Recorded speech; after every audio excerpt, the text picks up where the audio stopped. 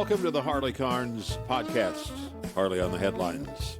Thank you for joining in for this look at some of the stories of the day.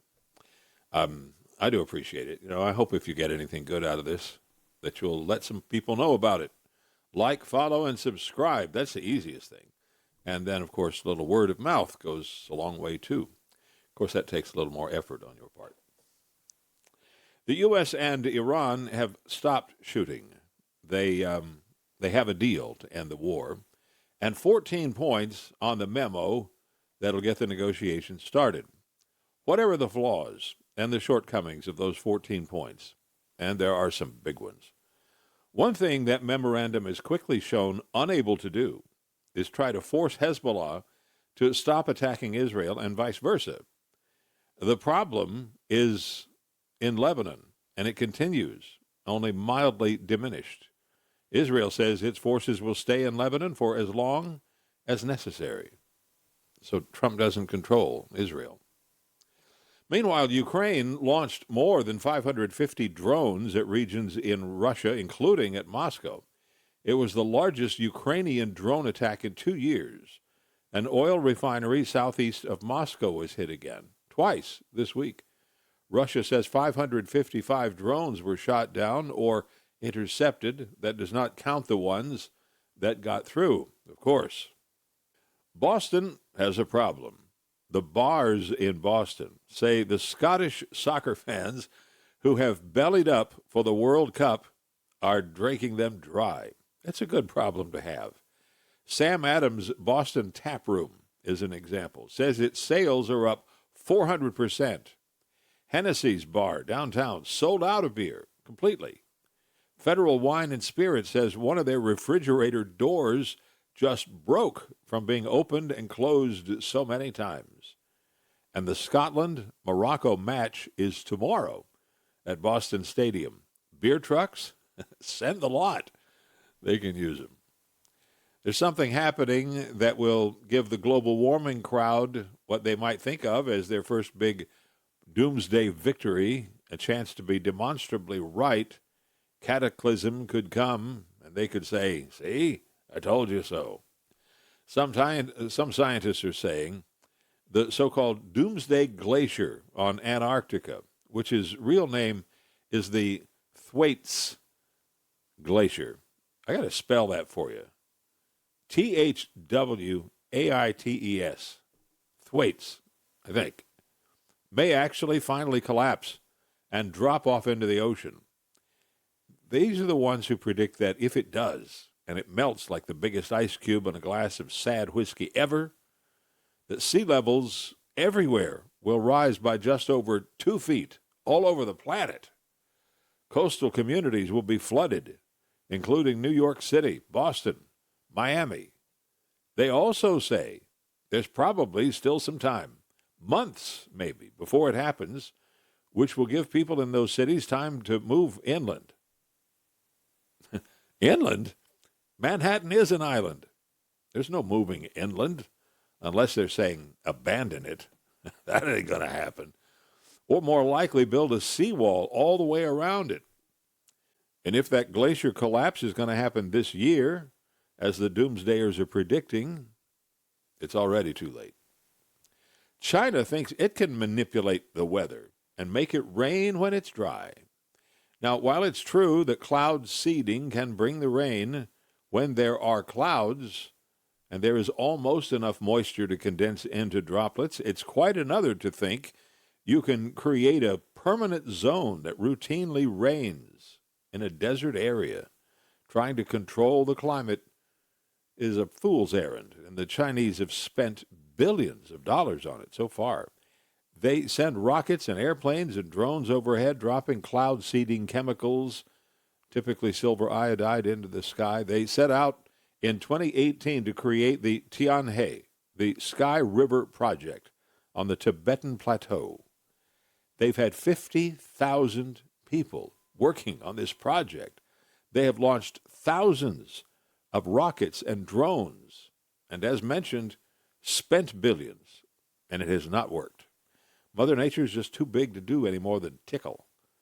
But China will continue to try because they believe that nature is a system that can be manipulated and controlled. And I'll tell you what, given some of the dams they have built and other projects, you can see why they think that. Plus, the area they're trying to cover with rain clouds is the size of Alaska. There are reports that after so many years of wasting silver iodide and so much man-hours and work and everything else, they may finally be giving up on that. But time will tell. We don't know for sure. This is downright puzzling in Florida, and disappointing, too. A man was bike riding in Everglades National Park when he encountered a Burmese python on the side of the road. Now, he knew the pythons are unwelcome invaders in the glades, that they are consuming native species at an alarming rate, and that the state rues the day the first one made a home there. Burmese pythons in Florida are far from protected. They are hunted. So he held onto the snake, called the wildlife experts so they could come and take it away. So far, so good, right? You'd think. But when the agents got there, yes, they did take the snake. Did they say, thanks for the help and shake the man's hand? No. They wrote him a ticket with a $180 fine. The charge? Handling wildlife without a permit. No good deed, right? And coming up in July at 8 locations, there will be a hunt for pythons to get more of them out of the swamps. The 2026 Florida Python or Python Challenge. What they should have done is give that man an honorable mention certificate for getting an early start. $180. Come on. Speaking of animals, happy birthday to the oldest living land animal. It's not you or me or anybody like us. Guinness Records says this guy is 194 years old, at least. Probably older than that, because it can't be sure exactly when he was born.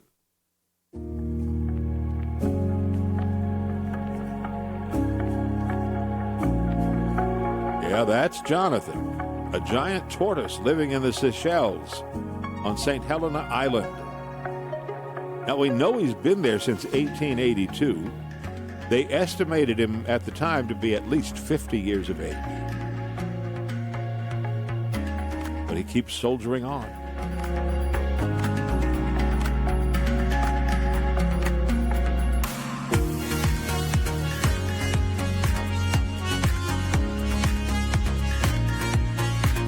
Now, here's the thing. The old guy is blind, doesn't smell things the way he once did, but he still does have his appetites, still likes to go for walks and to bask in the sunshine. And if a young haughty tortoise happens along, he still can and does. Keeps him young, you know?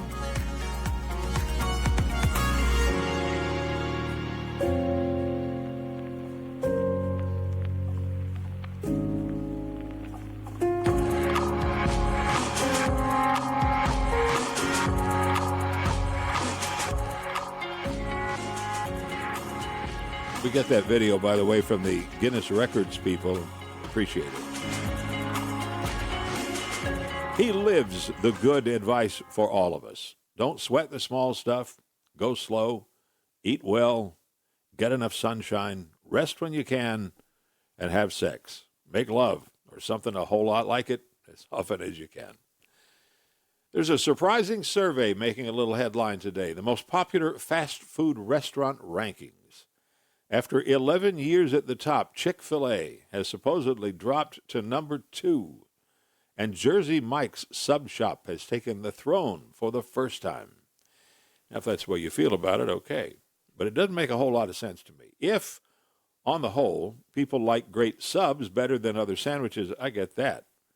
If that ranking includes the overall dining and visiting experience, though, I don't get it at all.